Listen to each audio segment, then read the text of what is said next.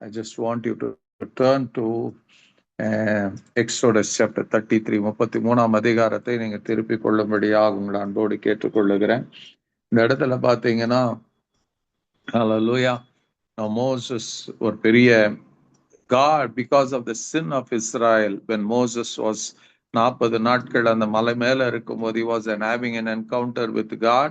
அந்த 40 நாட்கள் இருக்கும்போது பூமியில மனுஷர் வாழ்வதற்கு, ஒரு பிளெஸ்ஸிங்கா இருப்பதற்கு, ஒரு சக்சஸ்ஃபுல்லா இருப்பதற்கு, ஒரு விக்டோரியஸா இருப்பதற்கு, God was giving him rules and regulations or directions for mankind. இப்படி இருந்தீனா you will be blessed. இப்படி இருந்தீனா you will be successful. இப்படி வாழ்ந்தீனா you will be always victorious. இதெல்லாம் கர்த்தர் மோசேக்கு 40 நாட்கள் சொல்லி கொடுத்து கொண்டிருக்கிற வேலையில பூமியில மனுஷர்கள் தங்களுக்கு எடுத்துக்கொண்டார்கள் என்று வேதம் சொல்லுகிறது.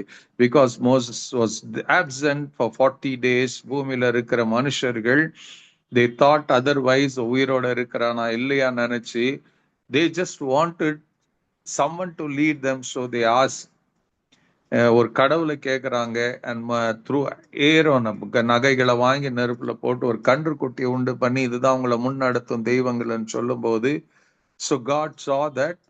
இந்த வார்த்தையில கூட சொன்ன கர்த்தர் கவனிக்கிறவரா இருக்கிறார். கர்த்தருக்கு எல்லாம் தெரியும்.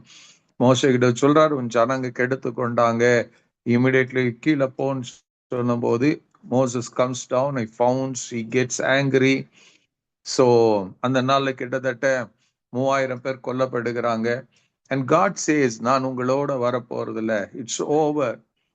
உங்களை God was so sad in his heart, so pain in his heart. ஹல்லேலூயா. நல்லா தெரிஞ்சுக்கங்க, உங்க ஆக்ஷன் என்னுடைய action. either it may be through our actions, through our words, through our deeds, we either make God happy or we make God sad. So இந்த இடத்துல பாத்தீங்கன்னா, the actions of the Israelites made God so sad. அவர் சொல்றாரு, நான் வரமாட்டேன்ப்பா, நான் வர முடியாதுன்னு சொல்லிறார். So Moses was frustrated. So Moses had a wonderful encounter with God and he didn't want to miss God. So இப்போ Moses போய் ஆண்டவர்கிட்ட ஜெபம் பண்றார், ஆண்டவரே நீங்க வரல, நான் எப்படி ஆண்டவரே, ப்ளீஸ் கம் வித் அஸ் மன்றாடுகிறார். as he prays, ஆண்டவர் சொல்ற, God cools down. அவர் மனுஷனுடைய God knew that without God மனுஷனுக்கு it's impossible in it. Hallelujah. So again and again God was testing them and God wanted to be with them. இன்னைக்கும் நீங்க நல்லா தெரிஞ்சுக்கணும், ஆரம்பத்துல சொன்னது, பவுல் சொன்னது போல, என்ன எங்களால் ஆகும் என்று சொல்ல எங்க இடத்துல ஒன்றுமில்ல ஆண்டவரே, எங்களுடைய தகுதி உம்மால் உண்டா இருக்கிறது. Paul knew very well without God he cannot accomplish great things for God. So அதனாலதான் அவர் சொல்றார், என்னை பலப்படுத்துகிற கிறிஸ்துவினால் எல்லாவற்றையும் செய்ய எனக்கு பலன் உண்டு என்று. So he was so confident in God that he wanted God. இன்னைக்கு புதிய ஏற்பாடுல பவுலுக்கு சொன்னது எதிர்பார்த்தது போல, Paul teaches us that we too need God in every day of our life. ஒவ்வொரு நாளும், ஒவ்வொரு நிமிடம், every second of our life, we need God to be with us, God to move in our lives, God to take resident in our lives. கர்த்தர் நம்முடைய வாழ்க்கையில் இல்லைன்னா then our life will be a zero. நம்முடைய முன்ன எதுவும் செய்ய முடியாது. You can do, but you have to work hard, you have to sweat. But when you surrender your life to God, everything changes. அப்போ மோசே தேவனோடு கேட்டு கொண்டு இருக்கும் போது, ஆண்டவரே நீங்க வரலன்னா என்னால முடியாது, I cannot go God. Hallelujah. அப்போ ஆண்டவர் சொல்லுவாரு, Hallelujah, 14th verseல, என் சமூகம் உனக்கு முன்பாக செல்லும், நான் உனக்கு இளைப்பாறுதல் தருவேன். So this was a promise from God. என்னவா promise கொடுக்கிறாருங்க? as Moses is praying, ஆண்டவரே உம்முடைய அறிவதற்கு, உம்முடைய கண்களில் கிருபை கிடைப்பதற்கு, உம்முடைய வழி எனக்கு அறிவியும், இந்த ஜாதி உம்முடைய ஜனம் என்று நினைத்தருளும் என்னும் போது ஆண்டவர் சொல்றார், okay Moses, I understand, I know you are weak, I know how the whole mankind are weak. இந்த சத்தத்தை கேட்கிற நீங்க எல்லாம் தெரிஞ்சுக்கணும், தேவன் இல்லாம நமக்கு ஒன்னும் செய்ய முடியாது. இயேசு சொன்னார் யோவான் 15, என்னால் அன்றி உங்களால் ஒன்றும் கூடாதுன்னு சொன்னார். Without God we are nothing. We are weak. We are weak. Hallelujah. You cannot achieve the great things of God with your own மாம்ச பலத்திலேயோ புய பலத்திலேயோ சொந்த ஞானத்திலேயோ படிப்பின் அறிவிலேயோ பணத்திலேயோ நீங்க செய்ய முடியாது. You need God. அப்ப ஆண்டவர் இங்க வாக்கு என்ன பண்றாருங்க? My presence will go with you. என் சமூகம் உன்னோடு கூட செல்லும். This is an answer for the prayer of Moses. என்ன சொல்றாருங்க? The Lord replied, my presence will go with you and I will give you rest. This is a promise. என்னன்னா, when you come to God in a complete surrendering way, நீங்க ஆண்டவர்கிட்ட உங்களை முழுசா அர்ப்பணிச்சு நீங்க அவர்கிட்ட சொல்லுவீங்கன்னா, ஆண்டவரே என்னால முடியாது. Everything, for each and everything. Hallelujah. Whatever is going in your life, உங்க சரீரத்துல, உங்க லைஃப்ல, உங்க ஃபைனான்ஸ்ல, உங்க வீட்டுல, உங்க குடும்பத்துல, உங்க பிள்ளைகளுடைய வாழ்க்கையில, whatever may be happening, whatever may be going through, அது உங்களுக்கு தெரியும். சிலர் எப்படி இருக்கிறீங்க? You tried all means. நீங்க எல்லா முயற்சிகளையும் எடுத்து இப்போ எப்படி இருக்கிறீங்கன்னா சோர்ந்து போயிருக்கிறீங்க, தகர்க்கப்பட்டு இருக்கிறீங்க. யூ ஹாவ் சில பேருக்கு எப்படி you are literally in a hopeless situation. ஒரு நாள்ல நம்பிக்கை இருந்தது, இப்ப நம்பிக்கை இல்ல. Because everything you are doing, நீங்க செய்கிறீங்க முயற்சிகள் எல்லாம், it's not working as you are expecting. எதிர்பார்த்தபடி காரியங்கள் நடக்காம இருக்கிறது உங்களுக்கு நல்லா தெரியும். You know that and you need a supernatural help. உங்களுக்கு தேவைன்னு தெரியும். Amen. அது உங்களுக்கு தெரியும். only God can do that ன்னு தெரியும். ஆனாலும் ஏதோ ஒரு பக்கத்துல என்ன பண்ற, we try other than God, we try other means. நான் இதை பண்ணிடலாம், நம்ம அப்படி பண்ணிடலாம், நம்ம இதை செய்திடலாம், I can work out a plan எல்லாம் நினைக்கலாம் நாம. Here it very clear categorically God, Moses சொல்ற, நீங்க எல்லாம் ஒண்ணு முடியாது ஆண்டவரே. 16ஆம் வசனத்துல 15ஆம் வசனத்துல சொன்னா, நம்முடைய சமூகம் என்னோட கூட சொன்னா போனால் எங்களை இவ்விடத்திலிருந்து எங்கு கொண்டு போகாதிரும். Moses new. மத்தவங்க எப்படி இருக்கும் தெரியாது. Moses new. நான் ஆண்டவரே என்ன நீங்க வரலன்னா எங்களை கொண்டு போகாதிரும். ஹல்லேலூயா.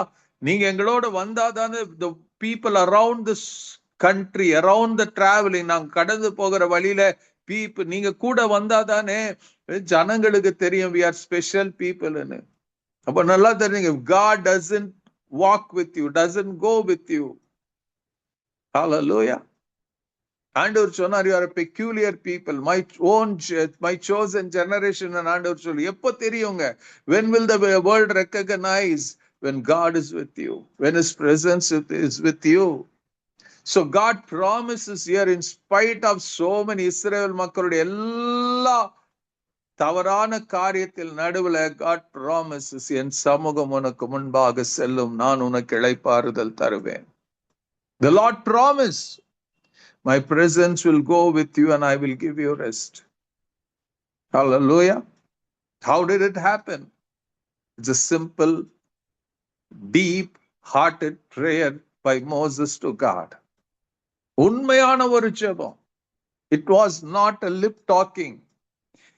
Hallelujah. It was not ஏதோ தோணுச்சு நான் ஜெபிக்கிறேன் இல்ல. His heart was burdened. He was broken into pieces, and the brokenness he cries to God.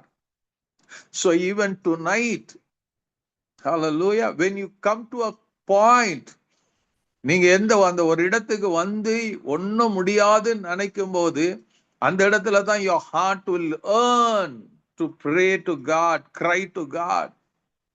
அந்த உண்மையான ஜெபம் உங்க இருதயத்திலிருந்து இரவுல வருமானால், God will say the same to you. Moses சொன்னது போல, my presence is there, Moses, for you.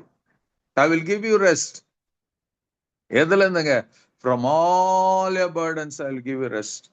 வருத்தப்பட்டு பாரம் சுமக்கிறவர்களே, நீங்கள் எல்லாரும் என்னிடத்துல வாங்க, நான் உங்களுக்கு இளைப்பாறுதல் தருவேன் சொன்னாரே இயேசு. அதுதான் இங்க. whatever may be your burden, whatever may be your difficulty, உங்க வாழ்க்கையில என்ன கஷ்டம், என்ன போராட்டம், என்ன பிரச்சனை, whatever is going in your right now உங்க மனசுல, உங்க மைண்ட்ல, உங்க ஹார்ட்ல எதெல்லாம் ஓடிக்கொண்டிருந்தாலும் bring it to God in your prayer. உண்மையா ஜெபம் பண்ணுங்க, உண்மையா கர்த்தருடைய கரத்துல ஒப்பு கொடுங்க. You will literally see God moving in your life. You will literally see God working something in your life. Hallelujah. As God promised, if you are going to pray, அந்த sincere prayer இருக்குமா, ஆண்டவர் சொல்வார், என்ன இளைப்பா Moses, என் சமூகம் உனக்கு முன்பாக செல்லும். I will be there in front of you. My presence will go with you. உன்னோட இருக்கும், உனக்கு முன்பாக இருக்கும், உன்னை சுத்தி இருக்கும். No evil can befall before you. நான் உன்னோட கூட இருப்பேன், உன்னை சுத்தி இருப்பேன். When I am there with you, then that is the time you will have rest.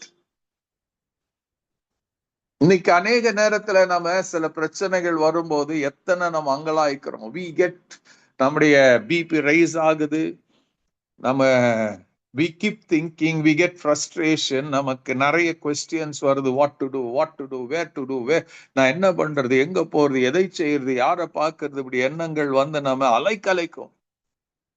you don't have peace in your heart. உங்க இருதயத்துல சமாதானம் இல்லாம இருக்கும். when you don't have peace in your heart, your mind revolves. everything becomes big. நீங்க பார்க்கறதெல்லாம் இது solve ஆகுமா, நடக்குமா, நடக்காதங்கிற சந்தேகத்தோட இருப்போம்.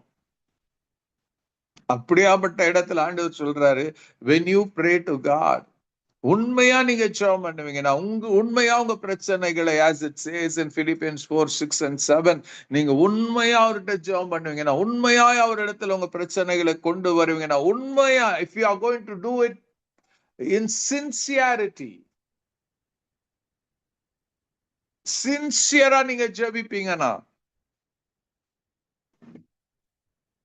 there is 100% promise of God. My presence will go with you. My presence will go with you. Israel மக்கள் எல்லாம் ஜெபம் பண்ணாங்களா தெரியாது, but Moses prayed. உங்க சுத்தி இருக்கிறவங்க ஜெபம் பண்றாங்களா எனக்கு தெரியாது, but you pray. உங்க சர்ச் ஜெபம் பண்ணதா எனக்கு தெரியாது, but you pray. Just pray to God. Moses prayed it. 13ஆம் வசனத்துல அவர் ஜெபம் பண்றாரு. 14வது வசனத்துல gets an answer. My presence will go with you and I will give you rest. இன்னைக்கு எத்தனை பேர் your heart and mind is restless. Tonight God wants to give you rest. உங்களுக்கு ஒரு பீஸ்ஃபுல்லான ஸ்லீப்பை கொடுக்க விரும்புகிறார். So what you have to do? Bring everything to God in prayer. சங்கீதம் 55:22 சொல்லும். Psalm 55:22, கர்த்தர் மேல் உன் பாரத்தை வைத்து விடு. கர்த்தர் மேல் உன் பாரத்தை வைத்து விடு. Just lay everything upon God. Roll it up. உங்க பிரச்சனைகளை ரோல் பண்ணி விட்டுருங்க. ஆண்டவரே, I hand over it. இந்த இஷ்யூ நான் ஹேண்ட் ஓவர் பண்றேன், இந்த பிரச்சனையை ஹேண்ட் ஓவர் பண்றேன், இந்த சிக்னஸ் ஹேண்ட் ஓவர் பண்றேன், இந்த மெடிக்கல் கண்டிஷன் நான் ஹேண்ட் ஓவர் பண்றேன். Just roll it upon God. 1 பேதுரு 5ஆம் அதிகாரத்தில் எழுதி இருக்கிறபடி, அவர் உங்களை விசாரிக்கிறவராயிருக்கிறபடினால் உங்களை கவலைகள் எல்லாம் அவர் மேல வைத்து விடுங்கள். Because your God cares for you. Roll it upon God. He cares for you. அவர் கேர் பண்றதுனாலதான் அவர் என்ன சொல்றாருங்க, in my presence, Moses, my presence. நீங்க ஜெபிக்கிறவங்களா இருந்தா உங்க பேர் ஆண்டவர் சொல்லுவார். The Lord Jesus will utter your name. He will say to you personally, my presence will go with you. வெறும் பிரசன்னம் மாத்திரம் இல்லப்பா, I will give you rest. If you are restless, tonight is a great opportunity. இந்த வாரத்தின் வீக்கெண்ட்ல you have a great opportunity that God is calling you. உங்களை அழைக்கிறாரு. Free of charge. நீங்க எந்த பணமும் கொடுக்க வேண்டியதில்லை. it just is going to give you that rest. சமாதானத்தை, உங்க இருதயம் சமாதானத்துல நிரம்பும். You will not understand Philippi 4:7 படி எல்லா புத்திக்கும் மேலான தேவ சமாதானம் உங்க இருதயத்தையும் சிந்தையும் கிறிஸ்து இயேசுக்குள் காத்து கொள்ளுமா. Amen. Hallelujah. You may not understand it, but just if you are going to pray and believe in the Lord, or supernatural peace will hover upon you. உங்க இந்த இன்கன்வீனியன்டான சிச்சுவேஷன்ல அப்படியே எல்லாம் மறைஞ்சு போக நான் சொல்லல. But in spite of so many issues you will have peace. நீங்க ரொம்ப நாள் தூங்காம இருக்கீங்களா? இந்த இரவுல படுத்தா தூக்கம் வராம இருக்கிறீங்களா? Today surrender yourself to God. Surrender issues to God. Bring everything to God in prayer. And I believe God is just waiting for you. நீங்க அதை சொல்லுவீங்க, நீங்க ஜெபம் பண்ணுவீங்க, நீங்க சரண்டர் பண்ணுவீங்க. I believe God is waiting eagerly.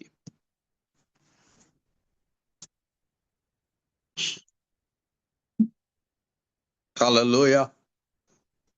The Bible வேதம் முழுக்க பாத்தீங்களா, God never, not even once, அவர் பொய் சொன்னதா சரித்திரம் கிடையாது. When he says something, he stands to his word. இதுவரையில் அப்படிதான் நடந்திருக்கிறது. இதுவரையில் அப்படிதான் நடந்திருக்கிறது. The deepest pain ஹானாக்கு இருந்தது. அந்த பெயினை மாற்றினவர். When she poured her heart to God, God began to heal her. So the same God